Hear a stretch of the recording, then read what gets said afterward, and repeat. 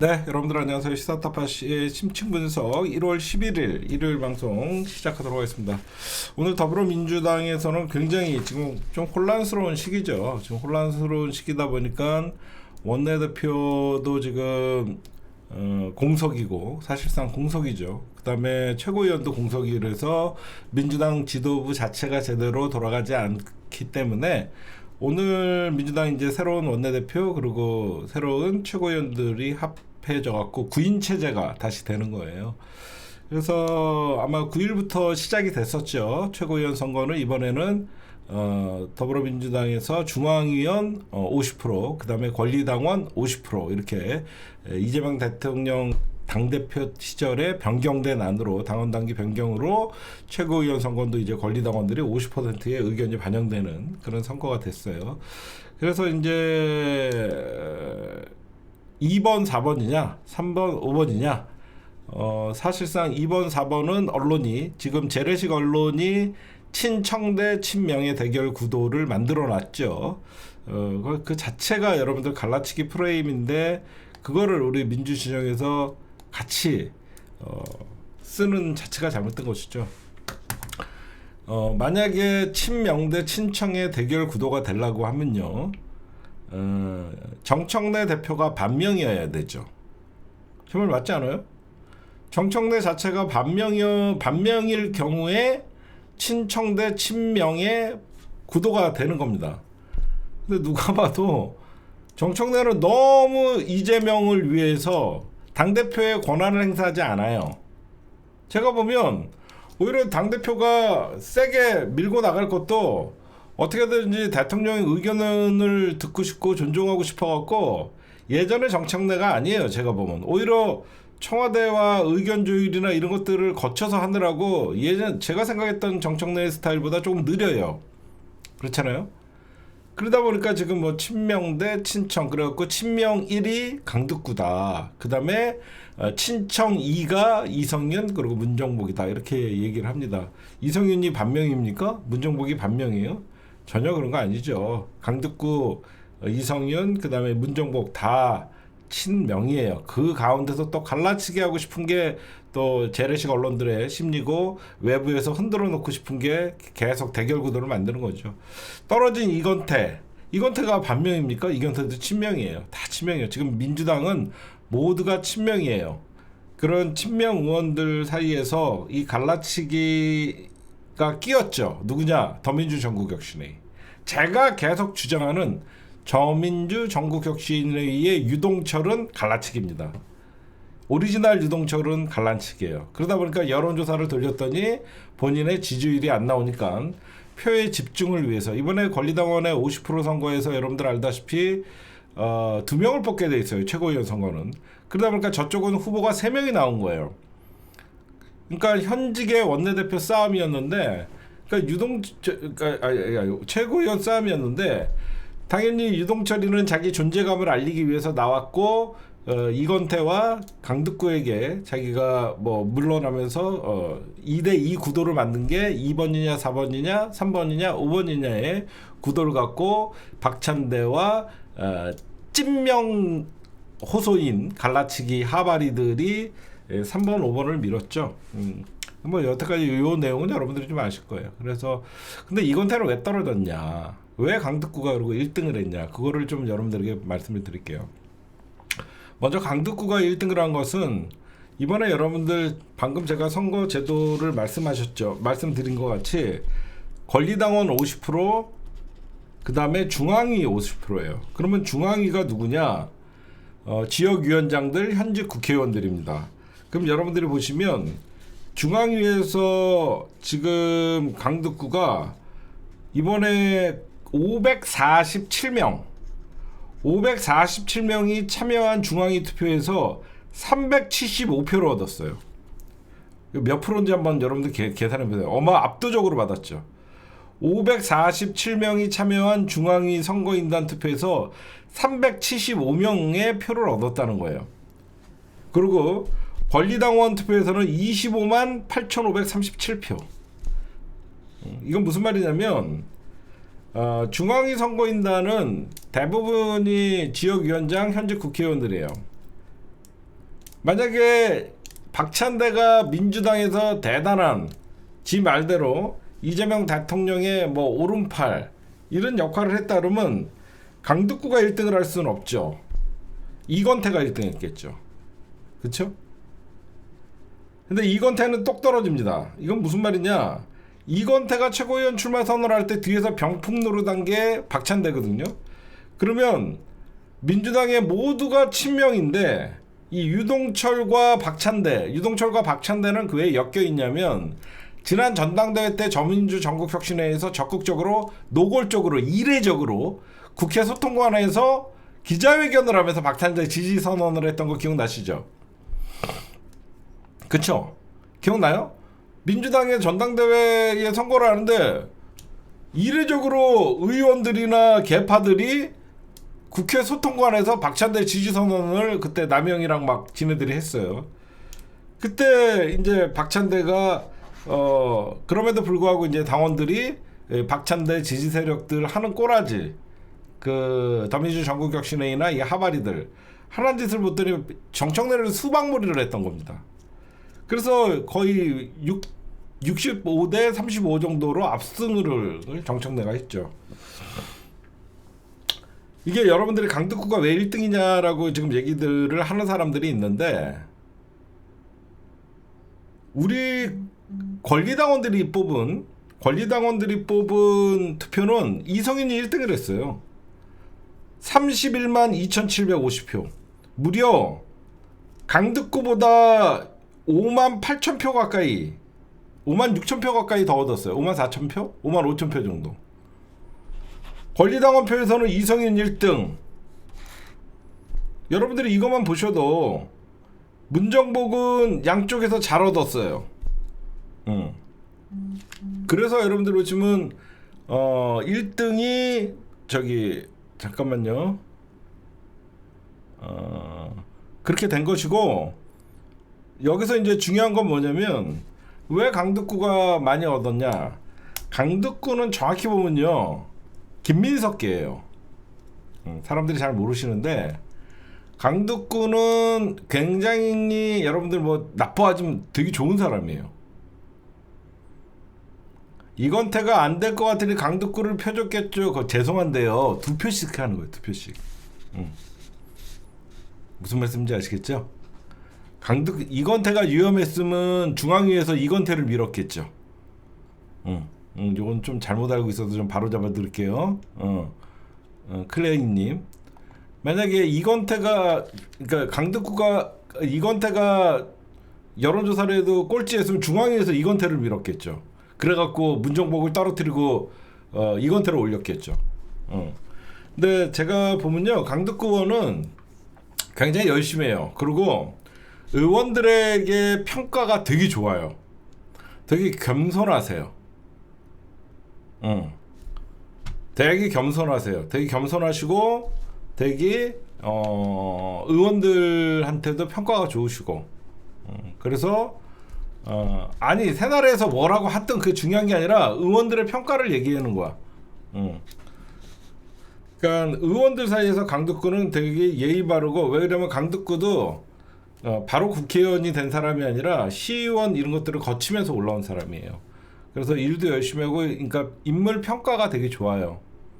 근데 이건태는 왜 떨어졌냐? 이건태는 유일하게 박찬대 동아줄을 잡고 있었어요.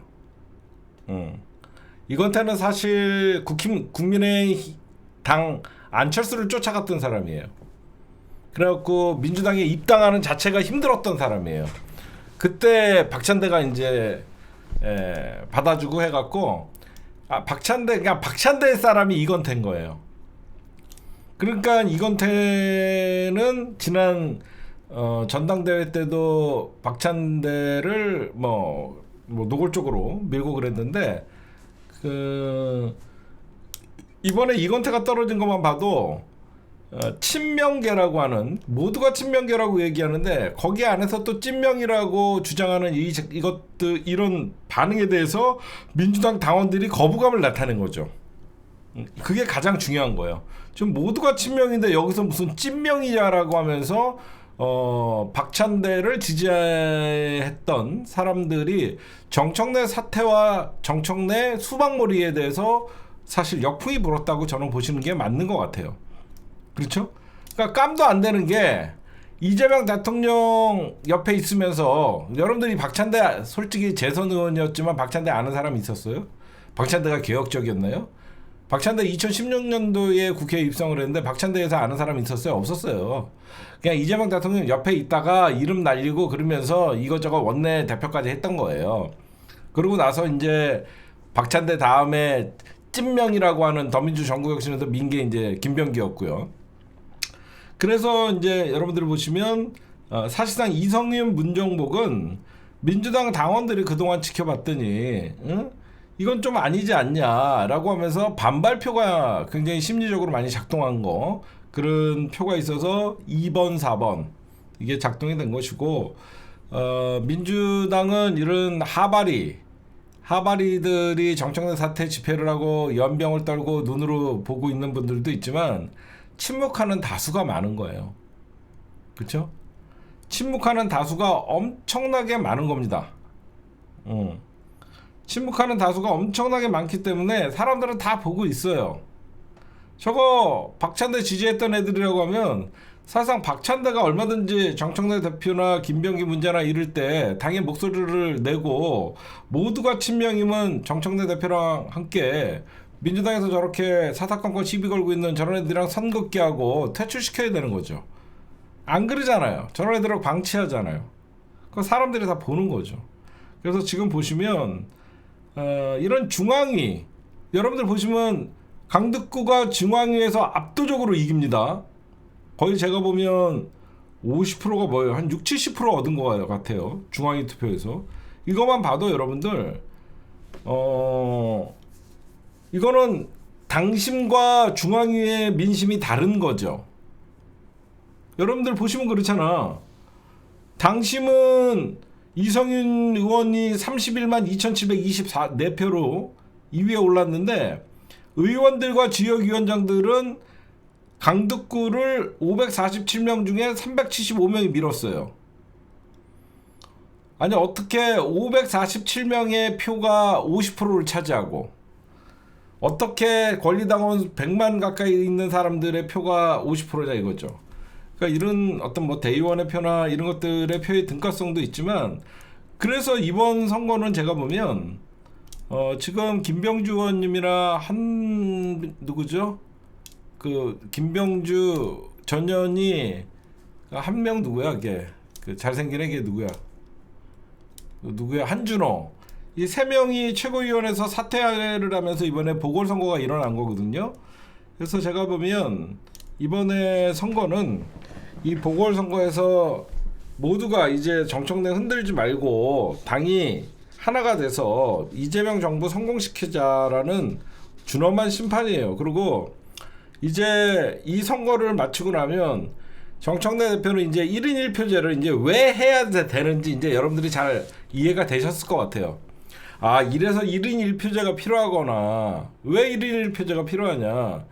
지금 과거에는 70대 1의 표의 등가성이 벌어져 있다 보니까 대의원만 꼬셔도 자기네들이 당에서 하고 싶은 짓을 다 했는데, 이제는 20대 1이 돼도 자네들이 얼마든지 하위라도 좀 어느 지네가 미는 애들은 올릴 수 있는 이런 걸 봤잖아요.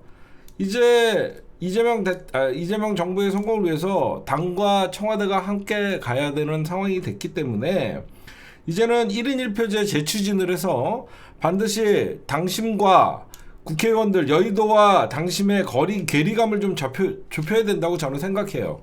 여러분들 어떻게 생각하세요? 그렇죠?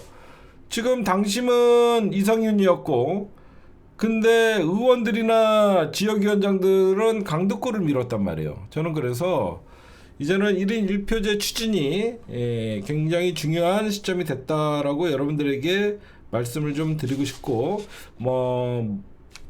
무엇보다도 중요한 것은 이거는 언론에서 자꾸 재래식 언론에서 친명이 패배를 했다라고 얘기하는데, 이거는 친명이 패배를 한 게 아니라 찐명파리 갈라치기들 하바리들의 똥밀 필패예요.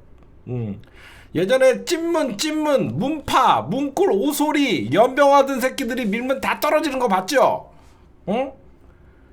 옛날에 그 문파, 뭐 문꿀, 오소리 그러면서 그 새끼들이 미는 애들은 선거 다 떨어졌죠? 응? 그 시즌 2입니다. 박찬대가 이번에 원내대표 누구 밀었어요? 박정 밀었죠? 박정대 예선 탈락. 박정 예선 탈락. 박찬대가 이번에 최고위원 누구 밀었어요? 이건태 밀었죠? 이건태 아웃. 똥밀필패 시즌2. 그럼 왜 민주당 당원들은 똥밀필패에 대해서 이미 과거에 경험이 있고, 그 당시에는 문재인 대통령 시절에 모두가 친문이었을 때 거기서 또 찐문이라고 하면서 얼마나 민주당이 시끄러웠습니까? 그거 지금 못하게 하는 거예요. 두 번째, 왜 박정은 날아갔을까? 저는 사실 원내대표 선거를 좀 걱정했어요. 방송은 안 했지만 여러분들, 원내대표 선거를 솔직히 좀 걱정한 게 뭐냐면, 제가 국회를 요즘 자주 가서 취재를 해보고 그러면 한병도 의원의 평가가 되게 좋더라고요. 그래서 해볼 만하다라는 생각을 했는데, 원내대표 선거는 권리당원 투표율이 20%밖에 안 됩니다. 원내대표 선거는 권리당원 투표가 20%고 나머지는 의원들이 80%가 투표를 하는 거예요. 그러다 보니까 혹시나 해서 박찬대가 아무래도 지 말대로 하면, 지가 찐명의 무슨 황태자인 역할 뭐 연병을 떨면, 그러면 아무래도 박찬대가 의원들 사이에서 인기가 있다라고 하면 당연히 박정희 됐겠죠. 이제 박찬대가 얼마나 여러분들 공갈폰지 이제 아시겠죠. 권리당원에서는 박찬대가 질 수가 있어요. 갈라치기 세력들과 하바리들과 같이 하니까. 근데 의원들 사이에서도 인기가 없다라는 게 이번에 증명이 된 겁니다. 그렇잖아. 권리당원 투표를 지더라도 박찬대가 의원들, 자기를 뽑아줬던 100여 명의 의원들을 이번에 박정흥을 지지하게끔 했다라고 하면 그게 먹히는데, 이번에 박정흥 그냥 예선 탈락을 했어요. 왜 그러냐? 민주당 의원들이 박정을 굉장히 안 좋게 본 거, 박찬대를 굉장히 나쁘게 본 거죠. 왜 나쁘게 봤냐? 박정은 그냥 이낙연계예요. 그냥 대놓고 박정은 이낙연계예요. 저는 그래서 박정을 욕하는 게 아니라 과거에 완전 밀착된 이낙연계였어요. 그래서 박정의 후원회장이 이낙연이었어요. 그런데 박찬대랑 그럼 박정희랑 어디서 엮이냐? 지난 당대표 선거할 때 박찬대를 열심히 응원을 하고 밀어줬어요. 그래갖고 이번에 박찬대가 박정을 지목을 한 거예요. 지가 당선시켜준다는 것 같이 했겠죠. 근데 나머지 의원들을 볼 때 박정은 아니다라고 생각한 거죠. 그렇죠. 여러분들 봐도 아무리 박정희 개인적으로 박찬대를 지난 전당대회에서 밀었다 그래도 이번에 박정희 벌써부터 이낙연이가 어떤 짓을 하고 민주당을 나갔는데, 박정의 절친이 박광원이에요. 진짜 절친 박광원. 그래서 의원들이 볼 때는 박정희 무슨 원내대표냐, 그건 말도 안 된다라고 해서 박찬대가 아무리 뭐 주장을 해도 의원들이 박정을 밀어주지 않은 거예요. 그래서 날아간 거예요. 그 한병도는 왜 됐냐? 이거는 이재명 대통령이 한병도 의원이나 이쪽 사람들을 좋아합니다. 왜? 무난한 사람이에요. 한병도는 어떤 사람이냐면 운동권 출신이에요. 되게 소신이 강한 사람이에요. 노무현 대통령과 같이 정치를 할 때 17대 국회의원으로 왔다가 지금 한 번도 안 떨어지고 계속 국회를 했다 그러면 6선까지 했겠죠. 근데 이제 17대 당선되고 18대, 19대 다 떨어지고 20대, 21대, 22대 되면서 이제 3선이 된 거예요. 한병도 의원은 이재명 대통령이나 이런 권력자들한테 굉장히 충성을 잘하고 나름 일을 잘해요. 그리고 의원들에 대한 평가가 되게 좋아요.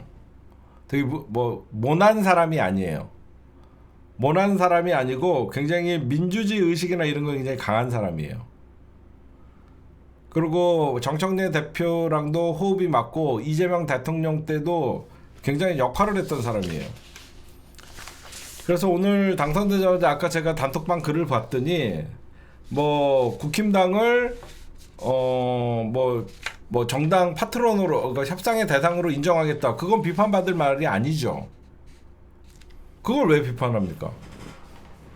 원내대표 당선되자마자 국힘당은 앞으로 상대하지 않겠다라고 하는 원내대표면 그건 민주당이 앞으로 소나기를 맞죠.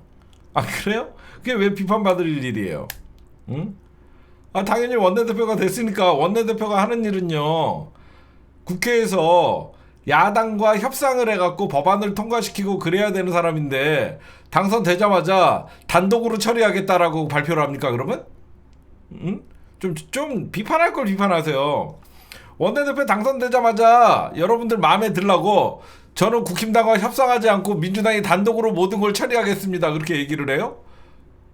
그렇게 얘기할 수는 없잖아요. 그러니까 자기가 원내대표 된 이상 국힘당을 파트너로 인정하고 어떤 민생법안이나 이런 것들에 대해서 협상하겠다라고 당연히 얘기해야죠.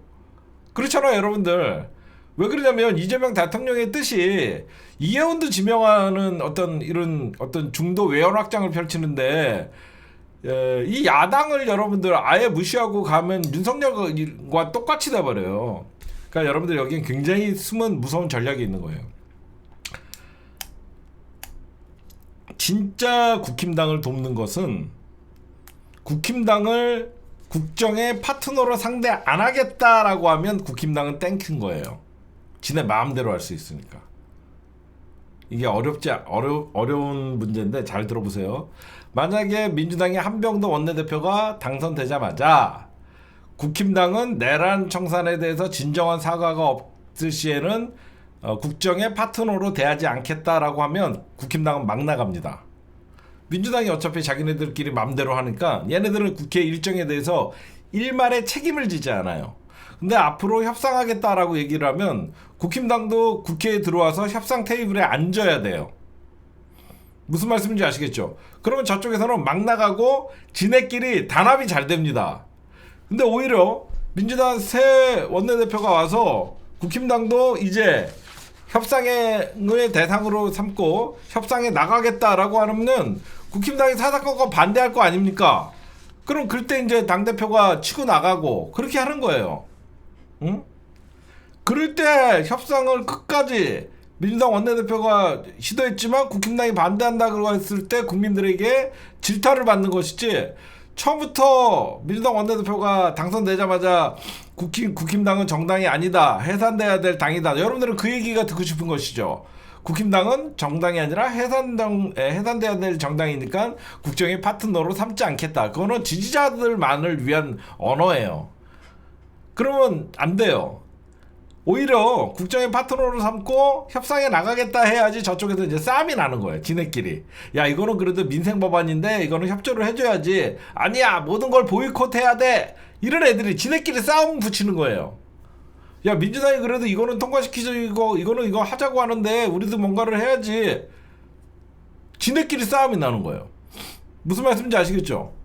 아니 민주당이 딴 건 정쟁 법안은 안 하더라도 민생 법안은 처리하자 빨리 와라 막 이렇게 해주면 저쪽에서도 이거 안 하면 우리 혼난다 국민들한테 이러면서 이쪽 한편에서는 민주당과 그래도 이런 것들은 통과시켜야 된다. 한쪽에서는 뭐 장동혁이랑 김민수나 뭐 이런 강경파 그러니까 아예 그 극우들의 대변을 하는 애들은 모든 걸 보이콧해야 된다. 이런 애들끼리 지네끼리 싸우게 되는 거예요. 그러니까 여러분들이 보셔도 원내대표 되자마자 아까 내가 단톡방 보면서 그 얘기를 하면서 아 여러분들이 이 부분에 대해서 분노를 하는구나. 그래서 아유 이거는 분노할 부분이 아닌데 여러분 입장 바꿔놓고 생각해봐요. 원내대표 되자마자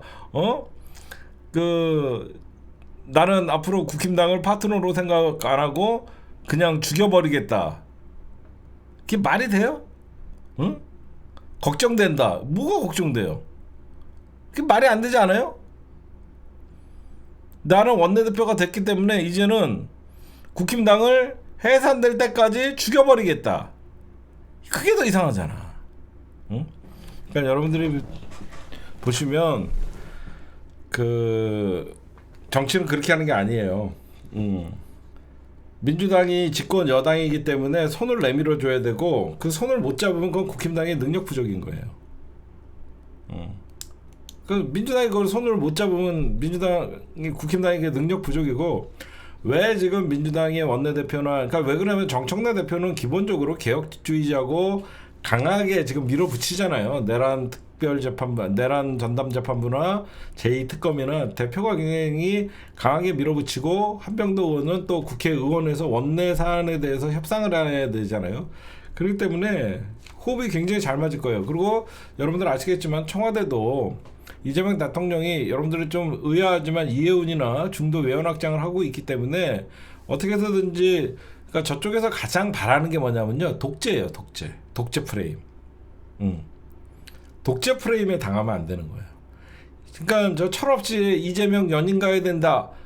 마음속으로는 다 이재명 연임 가야 된다. 굴뚝같이 있지.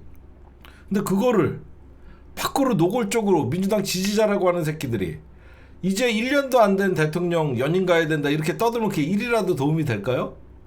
다 마음속에는 이재명 대통령 잘하니까 연임 갔으면 좋겠지. 그러면 뭐야?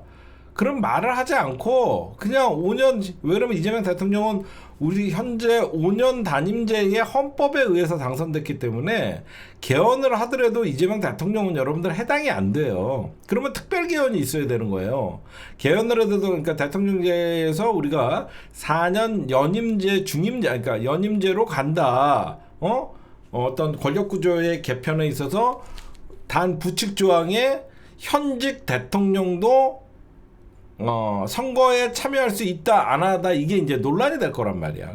벌써부터 그 얘기를 왜 해? 안 그래요? 그냥 너무너무 잘해갖고 국민들이 한 4년 정도 됐을 때 이재명 대통령 너무 5년이 빨리 갔어요. 한 번 더 나오고 싶어요. 그러면 자연스럽게 여론이 이재명 외치면서 개헌을 그때 이제 우리가 같이 개헌을 주장해갖고 4년 연임제 개헌에 이재명 되니까 소급 적용을 해야지 현직 대통령도 이번에 해당되게 그렇게 하려면 제가 볼 때는 이재명 대통령의 임기를 1년 줄여야 돼요. 그래야지 말이 맞죠. 5년 다 해먹고 4년 2번 한다 그러면 그거 완전 독재라고 하죠. 그럼 13년 되는데. 그거는 이 하바리들이 그냥 슈퍼챗 땡기려고 정치 1도 모르는 사람들한테 하는 거지. 만약에 이재명 대통령과 민주당과 우리 지지자들이 이재명 대통령 집권 4년 차 때 지지율이 한 60%, 70% 이렇게 올라가고 코스피 5천 돌파하고 막 그러면요. 그때 가서 이제 이재명 대통령이 본인의 임기 1년을 단축하고 개헌을 하자. 이게 던질 수가 있는 거죠. 임기 단축 1년 하고 개헌을 해서 본인도 나부터 이제 연임에 가능하게 그러면 저쪽에서 받을 수도 있는 거죠. 그러니까 너무 쓸데없이 이제 1년도 안 된 대통령 앞에서 연임 가자 이런 애들은요 그냥 이찍들이에요. 이찍들. 그러면 저쪽에서 뭐라고 생각해요? 이재명 독재라고 바로 나옵니다. 그래서 이재명은 독재하지 민주당은 국힘당과 소통 안 하지 뭐 이런 식으로 나와서 그럼 민주당이 독재 프레임에 걸리면요 어떻게 되냐면 모든 선거에 견제 심리가 따라와요.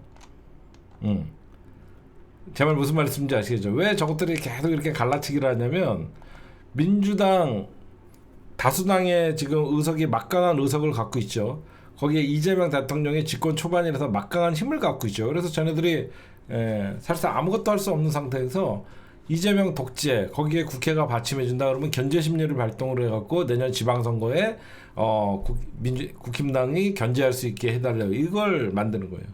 그러니까 여러분들이 그런 것들을 조심해야 되고 한병도 의원님이 오늘 굉장히 강하게 얘기한 게 뭐냐면 공천 헌금 더 있나 조사할 것이다.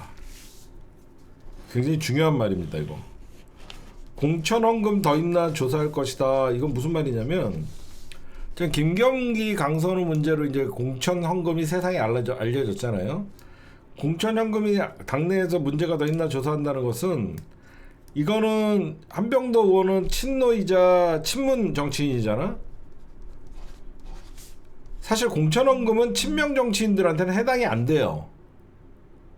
그쵸? 친명 정치인들한테는 해당이 안 돼요. 그러면 공천헌금 여러분들 더 조사하면 어디서 나오냐면 친노 친문 정치인들에서 나오는 거예요.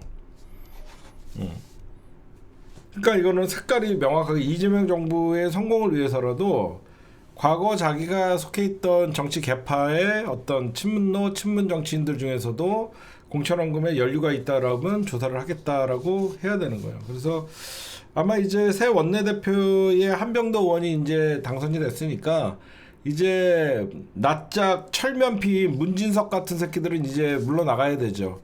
왜냐면 원내대표의 국정 파트너 원내 수석은 한병도 의원이 아마 내일이나 모레 조만간 빨리 임명을 하겠죠. 원내 수석의 자리는 원내 대표가 임명을 하기 때문에 이제 문진석은 진짜 뻔뻔하지 않아요?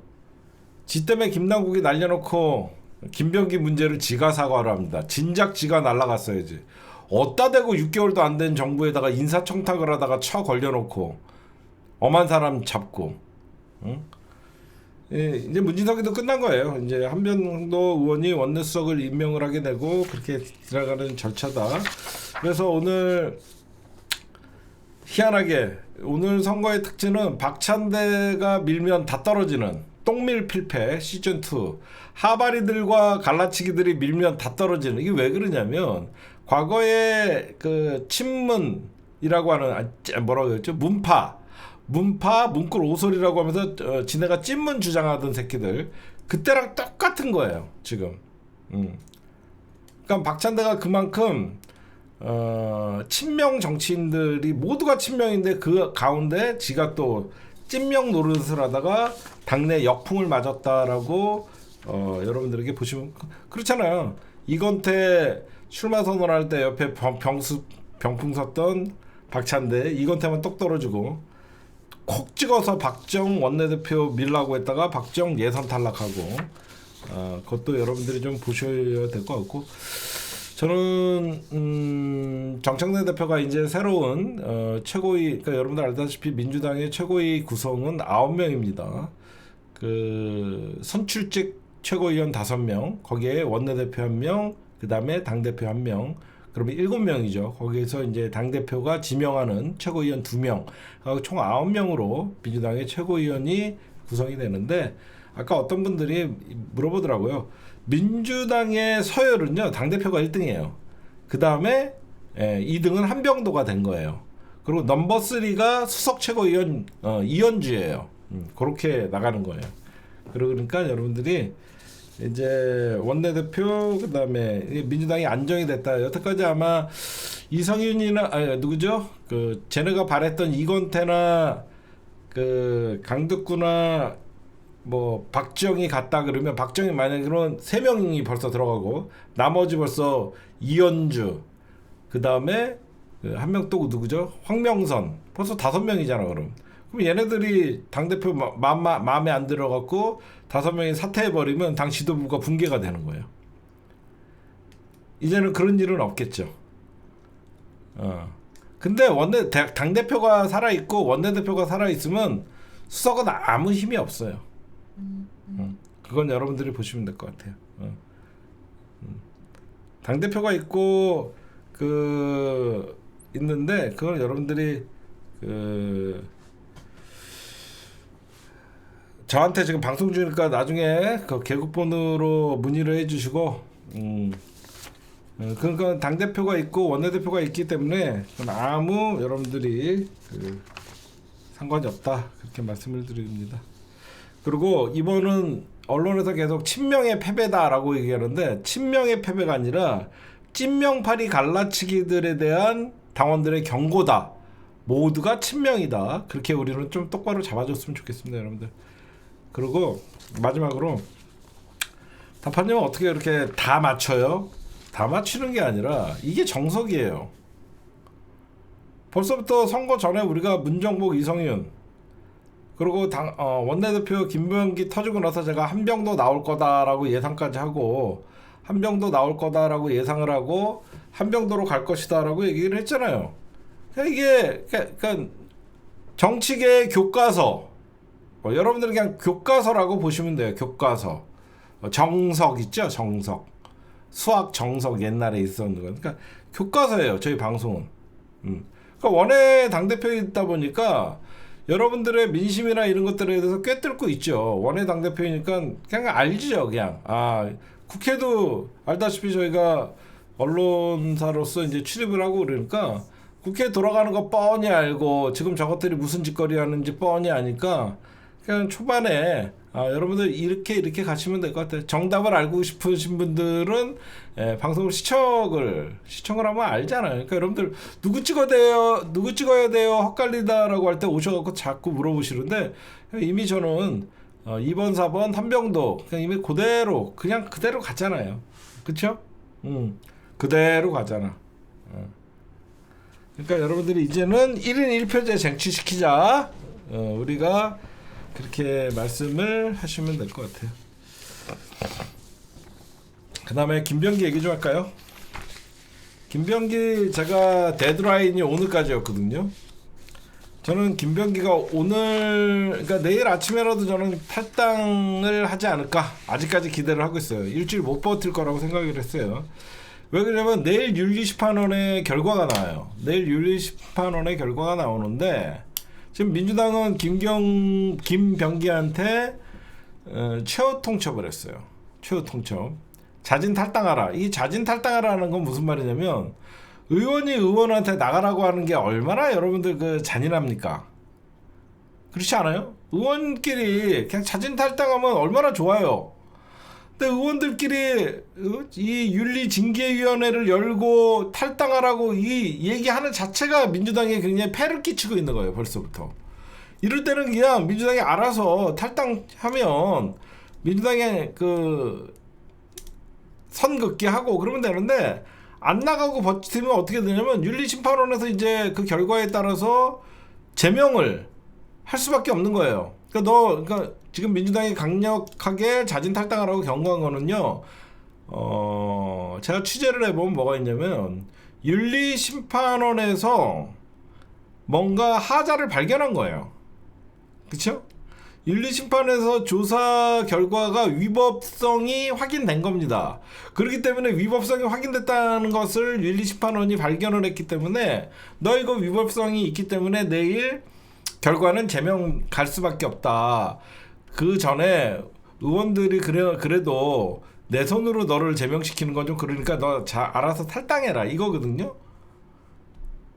그래서 내일 아침에 과연 김병기가 탈당 기자회견을 할 것인지 탈당을 할 것인지 오늘이 사실 굉장히 저는 오늘 탈당을 할 줄 알았는데 안 하네요. 그러니까 내일 아침에 김병기가 탈당을 할지 안 할지는 좀 봐야 될 것 같은데 만약에 탈당을 안 할 경우에는 윤리심판원에서 당일 결과를 발표할 수 있다라고 얘기하니까 그러니까 여러분들 그걸 좀 보시면 될 것 같아요. 이거 저는 김병기 의원이 그래도 민주당에서 국회의원 3선까지 가면서 많은 걸 누렸잖아요. 저는 마지막 당을 위해서 뭐가 옳은지 스스로 잘 판단을 좀 했으면 좋겠습니다. 저는 잘 판단을 하셔갖고 억울한 면이 있어도 나가서 싸워갖고 들어오는 게 낫지 않을까 라고 여러분들에게 말씀을 좀 드리고 이제 김병기가 이제 국회 운영위원장직을 사퇴를 당연히 한 것이죠. 왜 그러냐면 여러분들 알다시피 집권 여당의 원내대표가 국회 운영위원장을 맡았는데 원내대표를 이제 사퇴했기 때문에 운영위원장은 한병도 의원이 운영위원장이 되는 겁니다. 국회 운영위원회는 대통령실을 관리 감독하는 입법부의 어떤 상임위예요. 그렇기 때문에 이제는 김병기에서 한병도로 운영위원장이 바뀌었다라고 여러분들이 보시면 될 것 같습니다.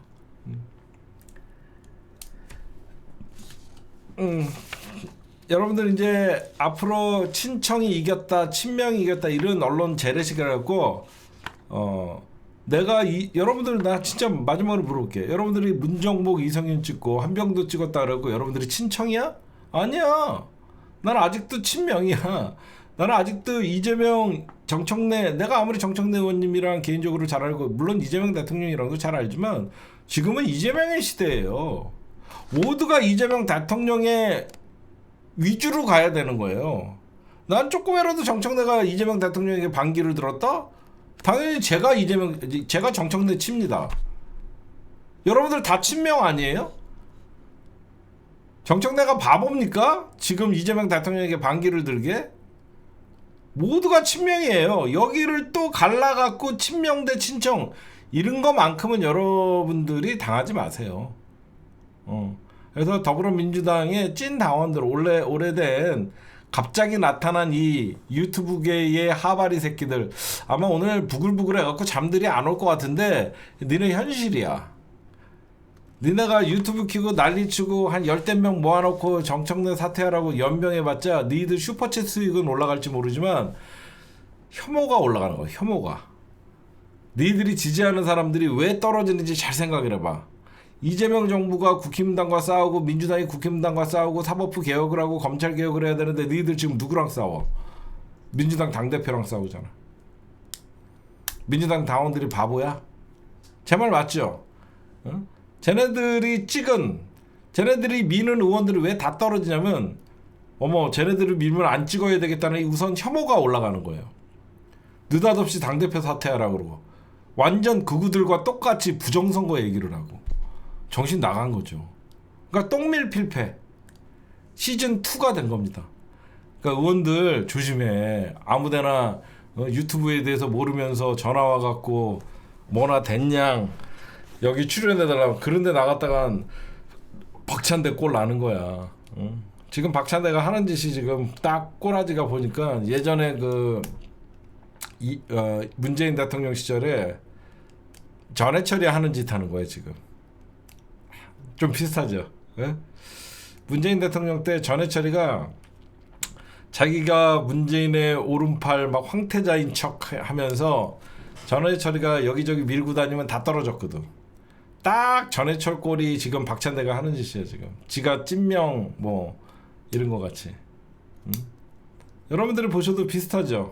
문재인 정부 때 우리는 전해철을 지지하지 않았는데 자기가 문재인 정부의 황태자인 역할인 양 그러고 다녔어요. 제가 볼 땐. 아 맞다, 또 전해철 고소할라 씨. 네, 어쨌든 여러분들 오늘 뭐 원래 선거가 그래요. 내가 찍은 사람이 당선되면 당내 선거도 되게 기쁜 건데 마지막으로 떨어진 이건태 의원님 누가 뭐라 그래도 친명 정치인이고 훌륭한 정치인이시고 떨어진 나머지 어떤 원내대표 선거에 진성준 의원님, 백혜련 의원님 다 훌륭하신 분이에요. 박정 너 빼고 너는 용서가 안 돼 내 기억에. 너 박강원이랑 너 뭐하고 다녔어? 이재명 대통령 당대표 시절에. 나 모를 줄 알지. 니들 한 짓을. 니들 진짜 문파 문꿀 오소리들 박정 얼마나 응원했는지 내가 아직도 기억하는데 여러분들 기억하시죠? 제가 문꿀 오소리 문파 애들이랑 열라 싸울 때 그때 걔네들 적극 지지하는 사람 한 명 중에 한 명이 그 중에 한 명이 박정희였어요. 제가 여러분들 그 문꿀 오소리 문파 그 새끼들이랑 싸울 때 걔네들이 열렬히 응원했던 의원 중에 한 명이 박정희였어요. 핵심이었어요. 핵심. 그런 것들을 좀 아셔야 돼요. 네, 오늘 기분 좋은 밤 1부였습니다. 네, 여러분들 이제 엊그저께 이거 있었죠. 북한이 난리가 났죠. 무인기가 날라왔다.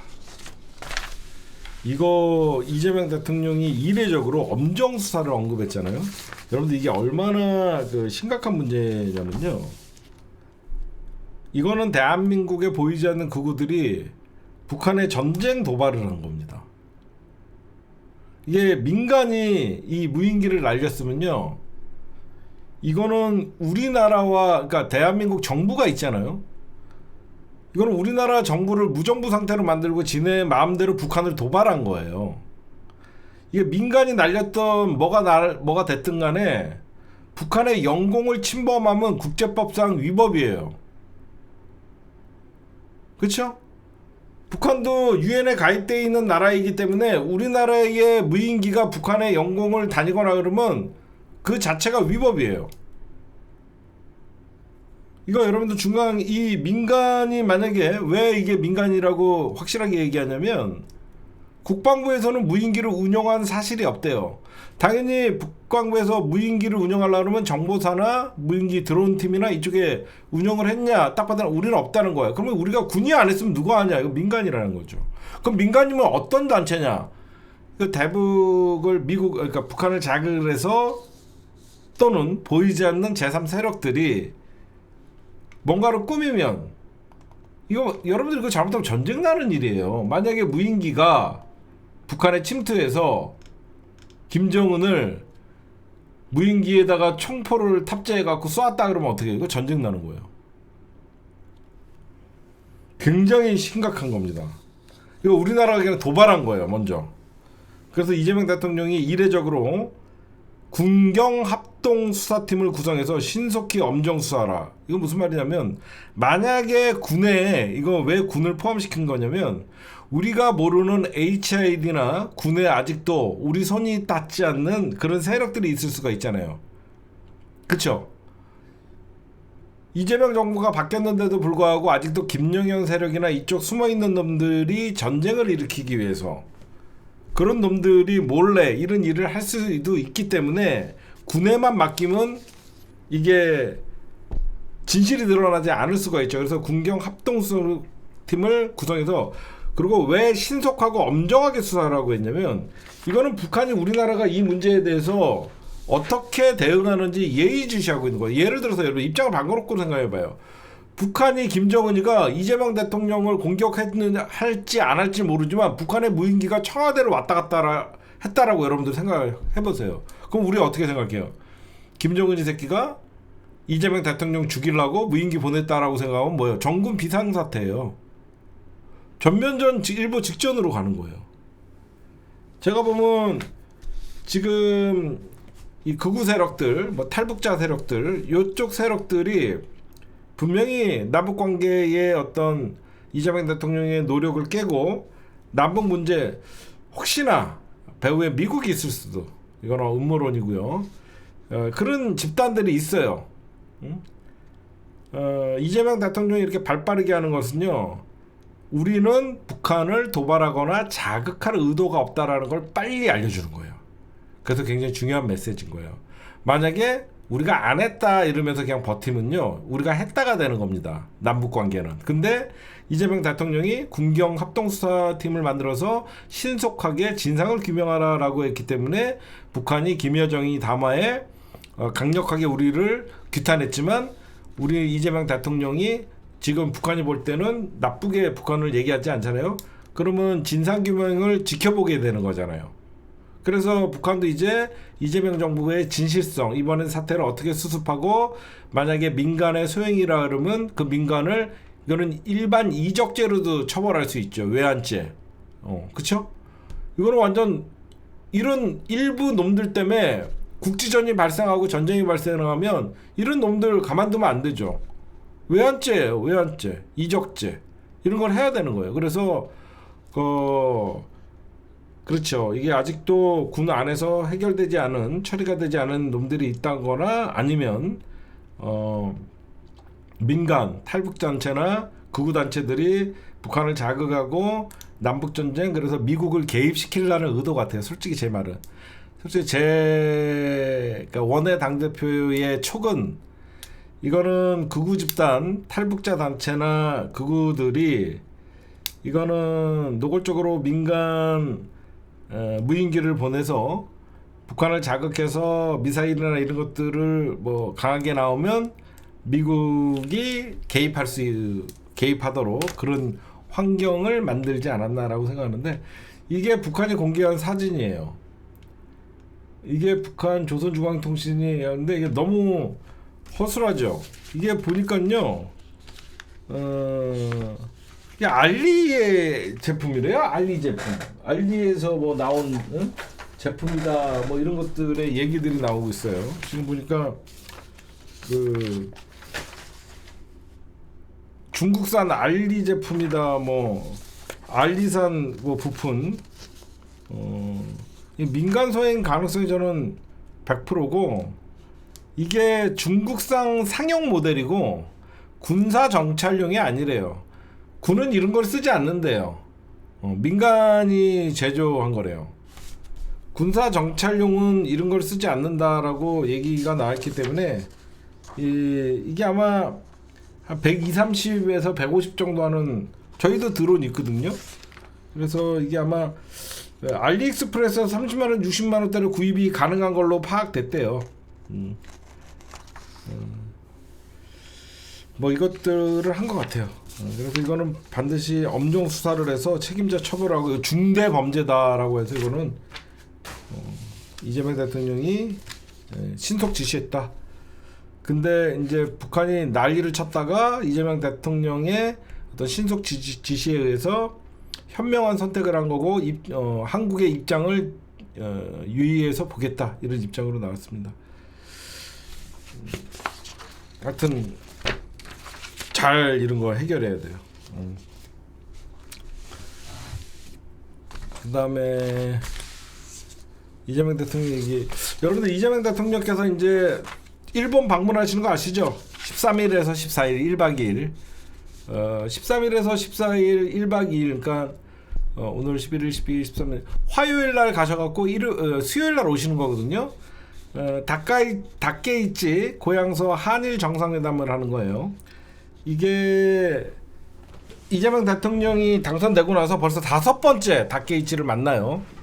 다케이치 같은 경우에는 여자 아베라고 얘기가 나오지만 우리에게는 심하게 적대시하지 않고 있죠. 미국의 눈치를 보고 있는 거거든요. 근데 이번 정상회담이 왜 예의 주시가 되냐면, 그러니까 다케이치의 고향이 나레현이래요. 근데 나레현에서 이제 정상회담이 열리고, 이 나레현이 굉장히 그 역사적 현장이라고 하더라고요. 1942년도에 조세이 탄광, 그러니까 조세이 탄광이 해저 탄광인데, 이 탄광이 1940년대에 무너져갖고 한국인이 130여 명이 여기서 압살을 당했대요. 근데 그냥 묻어버리고 아예 유해 자체를 찾지를 않았대요. 그래서 이게 1900 갱도가 붕괴됐는데, 그래서 조세이 탄광 왜 얘기가 나오냐면, 이 조세이 탄광은 야마구치현 우베시 연안의 해저 탄광인데, 이게 130명이 수몰됐는데 그냥 덮어버린 거래요.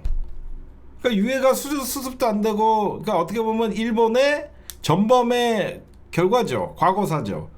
그래서 이번에 여러 가지 얘기가 나오는 게, 한일 정상회담을 하고 그 다음에 공동성명을 발표하기로 했대요. 공동성명을 발표가 예정돼 있다는 건 뭐냐면, 이미 위성락 안보실장이나 우리나라의 외교부 장관이나 모두가 이제 일본과의 1박 2일 일정을 합의를 한 거예요.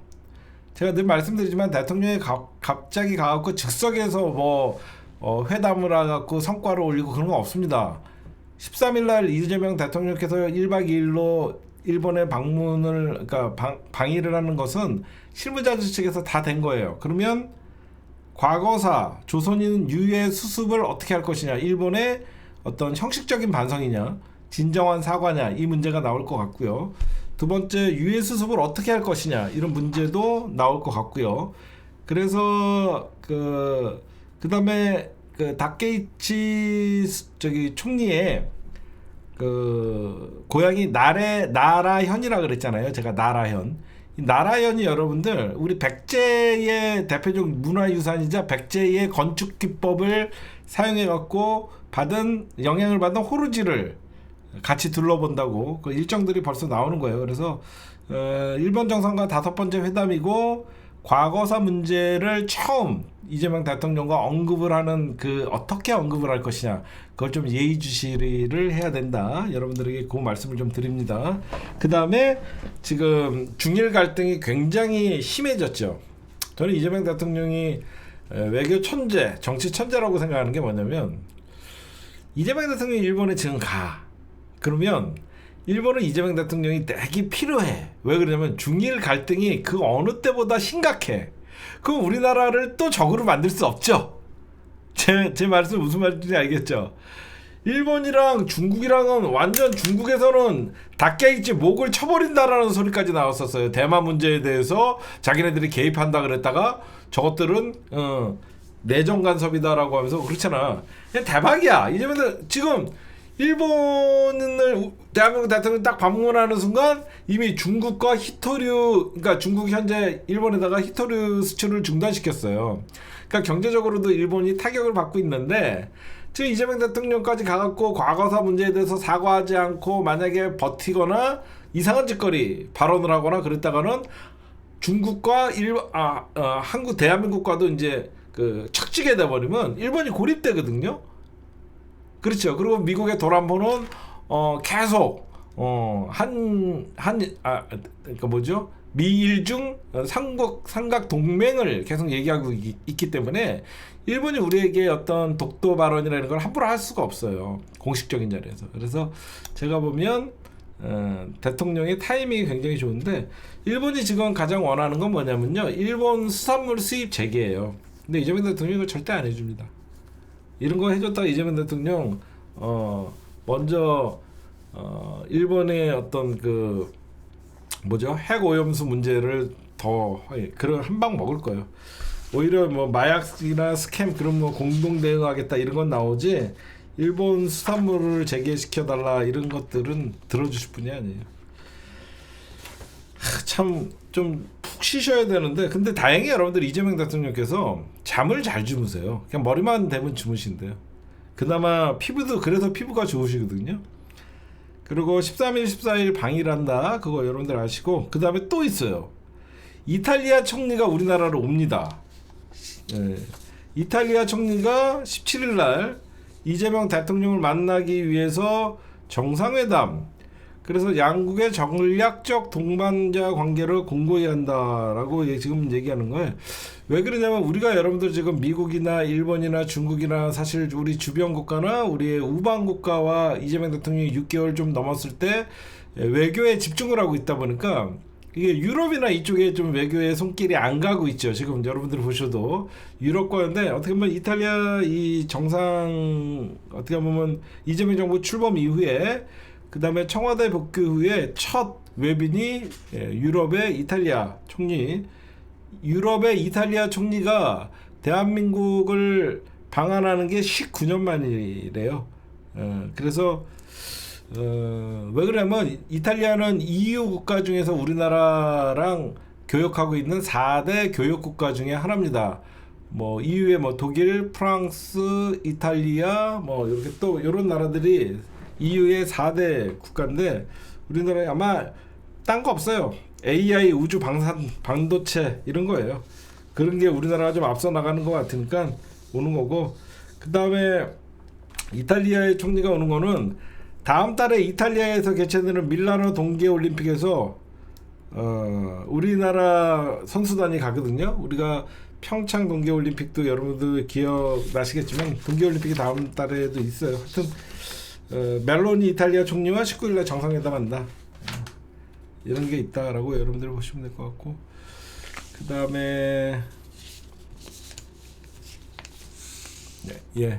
이재명 대통령 소식이었습니다.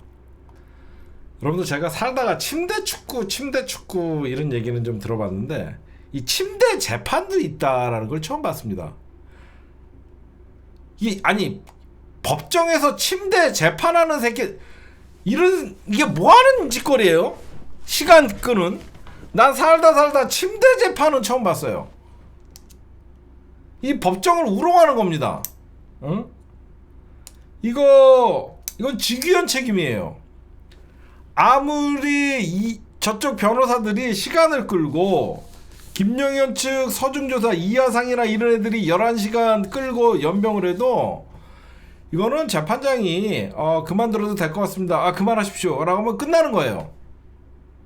끝까지 예 더 할 말씀 있습니까? 어차피 사형이니까 말씀하십시오. 이거야? 어차피 사형 내릴 거니까 말씀하십시오. 유석열은 사형이고 김영현은 무기 가겠습니다. 이거야? 어차피 사형이나 무기징역 때릴 거니까 들어주는 거야? 그래도 이건 아니지. 아니, 이건 법정을 우롱하고 있는데, 응? 이거는 정말 잘못된 것이다. 난 살다 내가 국회 필리버스터는 들어봤지만 법정에서 이 새끼들이 필리버스터를 하고 있어요. 안 그래요? 왜 이렇게 말을 느리게 하냐라고 재판장이 얘기하니까 혀가 짧아서 그랬나요? 그게 변명이냐? 얼마나 판사를 개 우습게 보면 말 좀 빨리 하시라 일부러 이렇게 느리게 하는 거니까 혀가 땀는데요 이지랄 떨고 있어요. 진짜 뭐 덕분에 지들은 원래 9일날 선고하려고 그랬던 것들을 13일로 연기를, 그러니까 구형이 연기된 겁니다. 검찰에 뭐 윤석열을 사형에 처한다, 사형을 내려주십시오 또는 무기징역을 내려주십시오, 이 구형이 연기됐는데 4일 연기된 거예요. 그럼 13일날 이제 검찰에서 저는 100% 사형이 나올 거라고 생각하고 김용현도 사형이 나올 거라고 생각해요. 그래서 저는 추가 일정을 이례적으로 이제, 그러니까 안 해도 되는 재판을 공판을 한 번 더 하는 거예요. 13일로 마지막으로 했고 김용현 서준 조사가 11시간 걸렸고, 아마 13일 날은 제가 볼 때는 이제 윤석열이가 최후 진술을 막 10시간을 할지 11시간을 할지 그건 모르겠습니다. 끝까지 취한 것이죠. 아마 윤석열 측에서는 벌써부터 서준 조사나 변론을 6시간에서 8시간을 예고하고 있다라고 하지만 뭐 그렇다 그래갖고 여러분들 뭐 윤석열이 사형이 뭐 무죄가 나올 그런 일은 없죠. 하여튼 살다 침대 재판, 법정 필리버스터는 처음 봤습니다. 그 다음에 제가 예전부터 국민의힘이 지금 같은 현재 이 내란당 이미지가 강한 국민의힘 갖고 절대 이 이름 갖고 내년 지방선거, 그러니까 올해 지방선거 치르지 않을 것이다 라고 제가 작년부터 얘기했죠. 아니나 다를까 얘네 당명 바꿉니다. 얘네가 지금 고민하는 게 자유냐 공화냐 이걸 좀 고민을 하고 있는 것 같은데, 이 인간들 수준은 그냥 자유예요. 이 인간들 제가 자유공화당 들어가지 않을까, 그렇죠? 이 인간들 가장 반민주적인 새끼들이 맨날 민주정의당, 민주공화당 연병했잖아요. 자유민주당.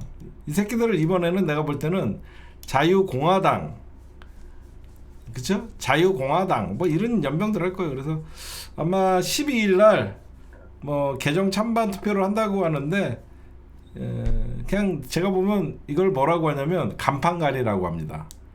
이 정치부 기자로서 여러분들에게 한마디 알려드리면, 당이 쇄신과 개혁도 없이 당명을 가는 것을 간판가리라고 하는 겁니다. 간판가리 한다고 선거 치를 수 있습니까? 이런 장동혁이 같은 애 그대로 놓고 윤어게인 외치면서 이름만 바꾸는 거를 간판가리 하는 거예요. 하여튼 오늘 또 제가 다시 복귀했으니까 여러분들 오늘 아마 기분 좋은 하루가 됐죠. 근데 제 방송을 평소에 들었던 분들은 예측 결과가 예상되는 일이었죠. 오늘 편하게 주무시고요. 오늘 여러분들 아름다운 밤이에요.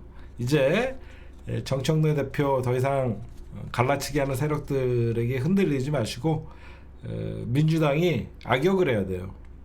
제가 늘 얘기하지만 민주당이 악역을 하고 이재명 대통령은 민생과 안보, 외교에 집중할 수 있도록 악역은 민주당이 하고 대통령은 꽃길을 걷을 수 있고, 물론 이재명 대통령이 굉장히 정치 감각이 있기 때문에 곳곳에 미진한 것들은 찍어주잖아요. 그래서 당정이, 그러니까 너무 제가 바라는 게 이거예요. 제가 가장 나쁜 게 뭐냐면요, 청와대가 시켜서 민주당이 하는 모습이 가장 나쁜 겁니다. 그렇죠?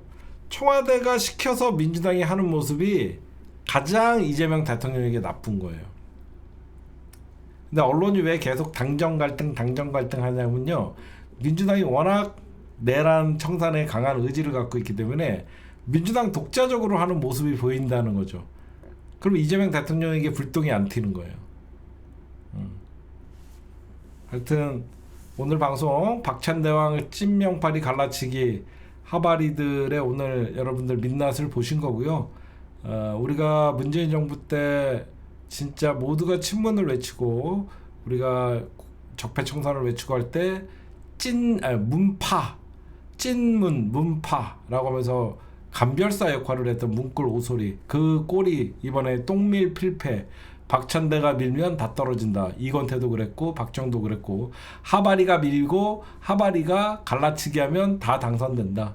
이걸 이번에 보여줘서 민주당 의원들 정신 차리시고 지금 무슨 1인 1표제가 정청래 연임을 위해서가 뭔 그런 개소리들하고 그런 하바리들 말에 휘둘려 갖고 지금 이번에도 이건태나 이런 의원들이 떨어진 이유가 가만 보면 당원들이 당연히 이재명 대통령 때부터 추진하려고 그랬던 당원 당규 개정 1인 1표제는 어떻게 보면 민주당의 원래 오래된 수건이었어요.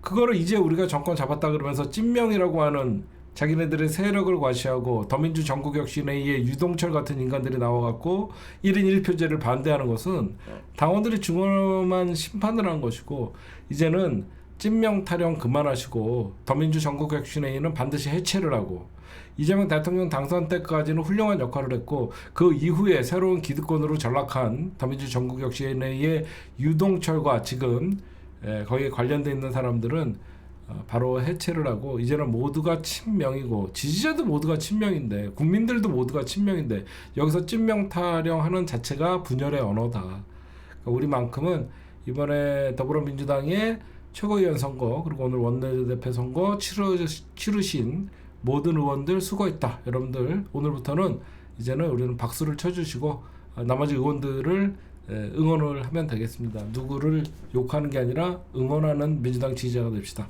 오늘 방송은 여기까지만 할게요. 녹화는